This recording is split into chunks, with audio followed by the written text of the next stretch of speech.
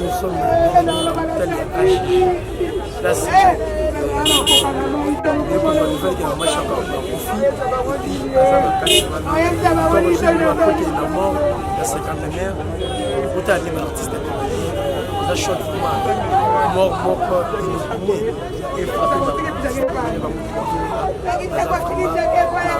Pas si le souci, nous on la madame pas si tous les ensemble dans l'artiste.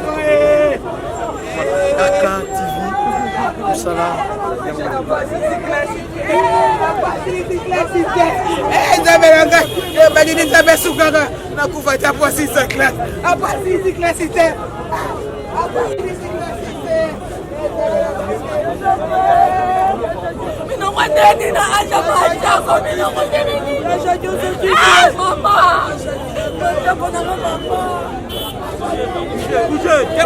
Papa que au niveau éco, ça va beau le caméra.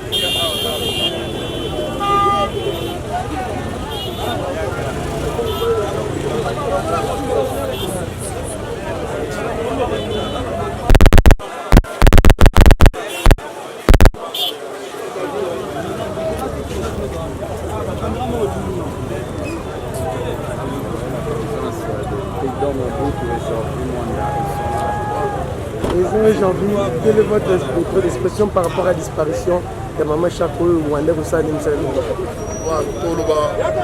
Toloba Mawa, vraiment Makassi. On ne peut rien dire. Pour l'instant, on est émotionné, donc on ne peut rien dire. On ne peut rien dire. Voilà, c'est bon, merci. Les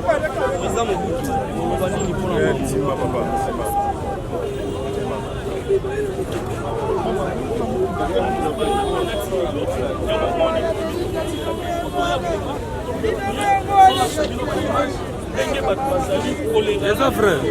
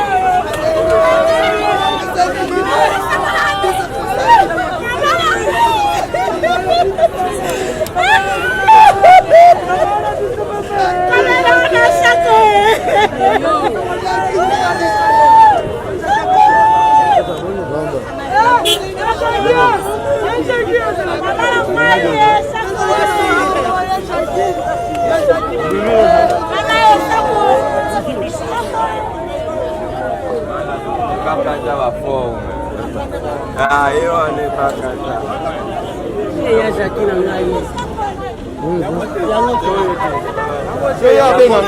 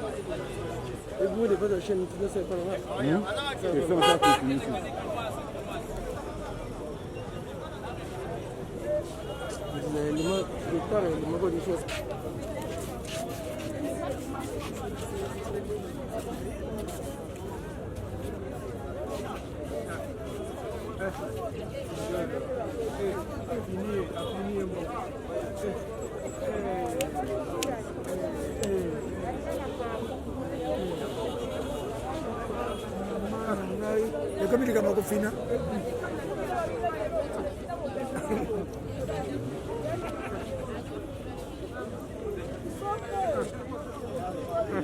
Ah, I think I bet you move.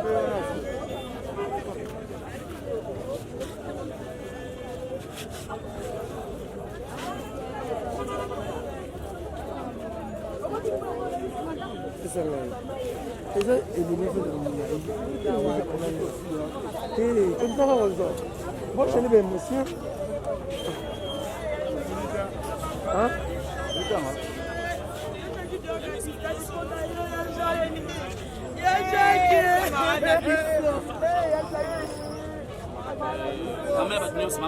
Donc déjà qui a qui on confirme la opération mine opération mine même les gars ils bien ici la salle qui est bien mais mine on est dans donc mine on est ça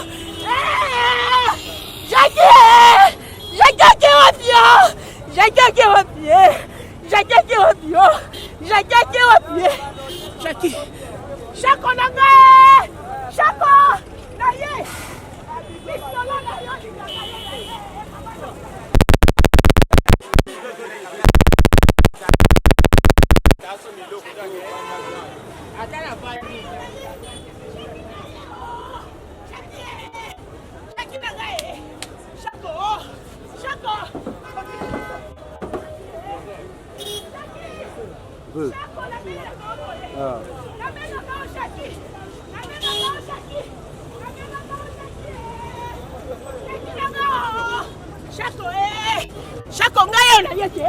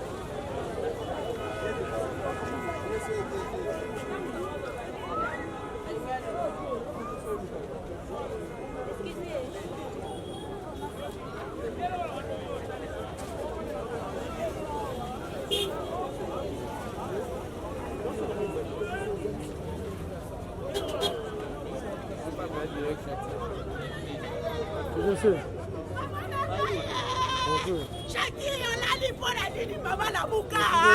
Mama la muka.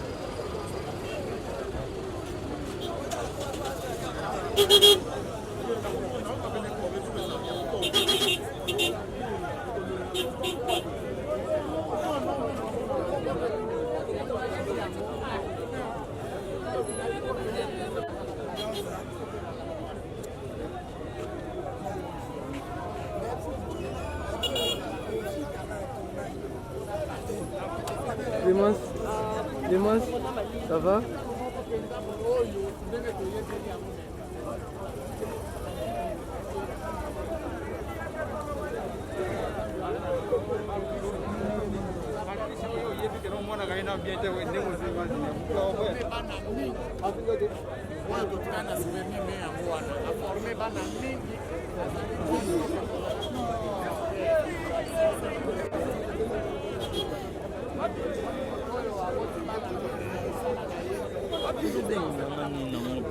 Kasi tiens moi d'avion na WhatsApp. Les WhatsApp. Ou tiens moi d'avion na WhatsApp aussi vite. Non, pas peine normal de côté là.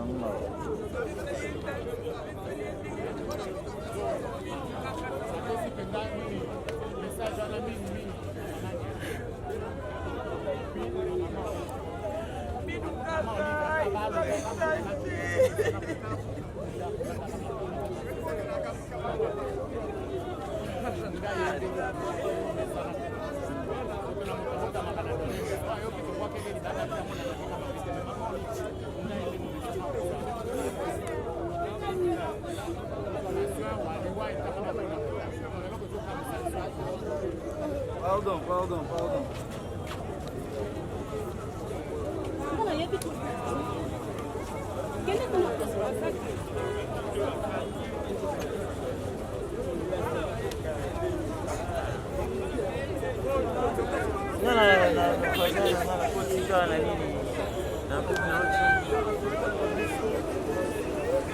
Sans problème, sans maladie. Allez, maman, on est là au hôtel. Maman, ça va pas se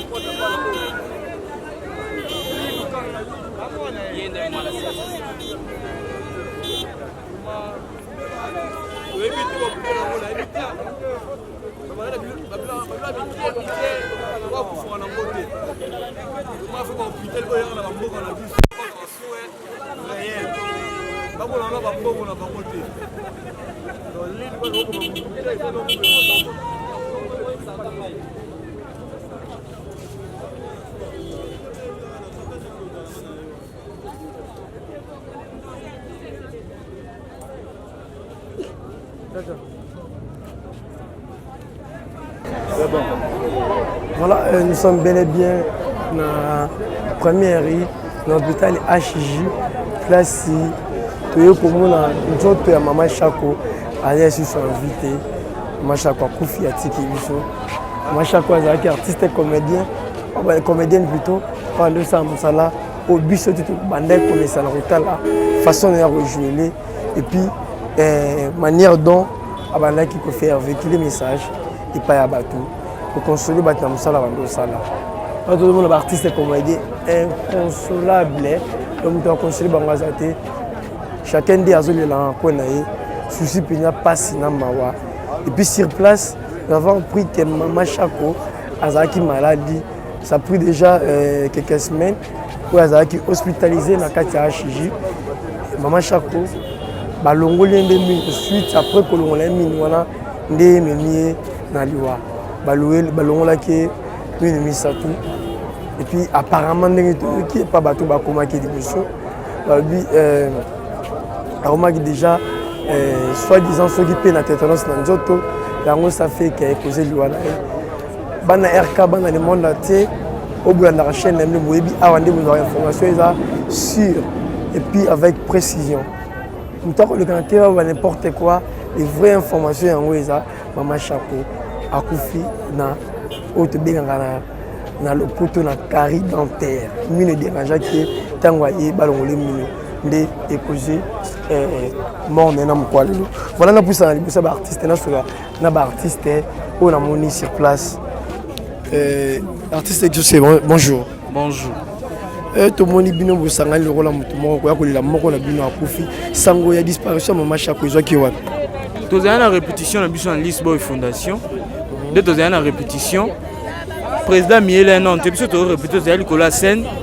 Tout le monde a mon centre bandoli là. Tant bandoli là, tout le monde a chaque Koufindé, président ton a annulé répétition, habité répété.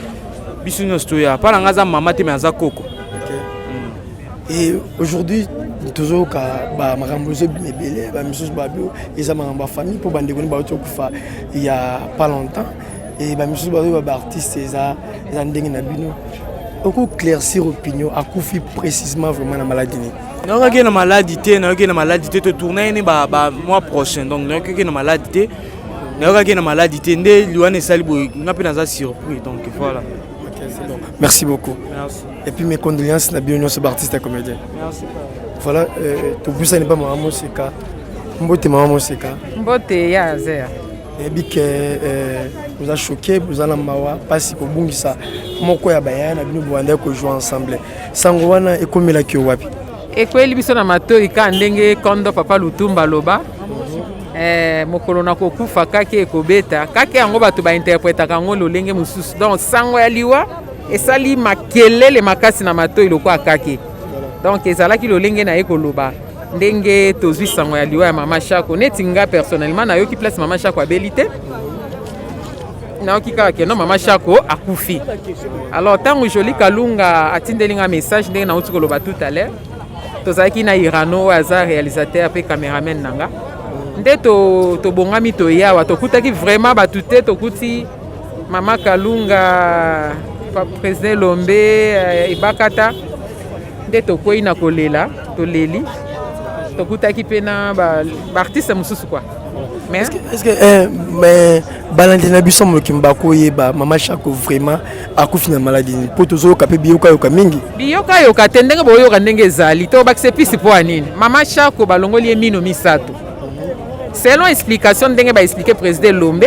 na mama Kalunga bango nde bakoti na kati bakuta na ba médecin parce que bango nde ba moni corps que non pote zwaki déjà tétanos alors tétanos on est bandai déjà komata na cerveau ndemi ba minganga ba mona ki bien bon balongola tous les 3 dents alors to yebité dit à ça yango a supporter pas si wana te ou bien et toucher nerf to yebité ça reste à vérifier donc mama Shako akufi pona balongoli mino misato c'est ça voilà qui corps dans mon corps comme comme matos non maman Kalunga après tous accord maman Kalunga bonjour maman Kalunga zaki parmi bato liboso ba mona ki corps ya maman Shako et comment maman Shako ça maman Shako zo représenter ni liboso na yo maman Shako c'est une icône hein aza icône oyo asali mingi na musala oyo do vine mo bimbeleki na musala oyo ta musubiso to bota maite ya banda déjà osa musala na kumisi nzambe parce que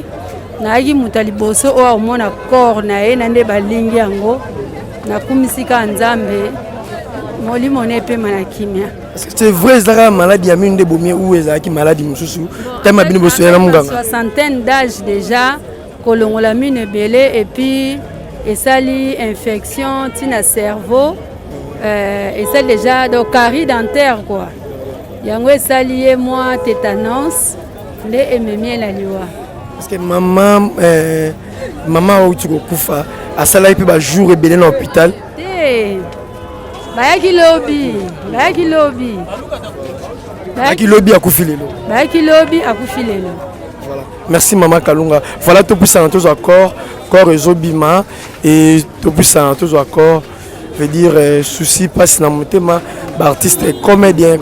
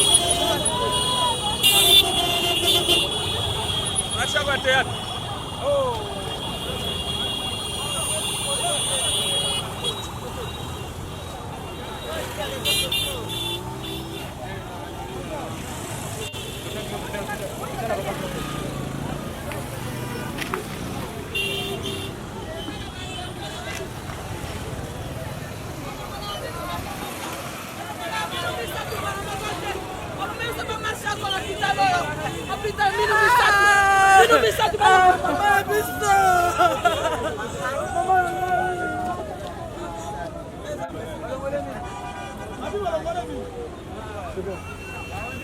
D'accord, c'est bon.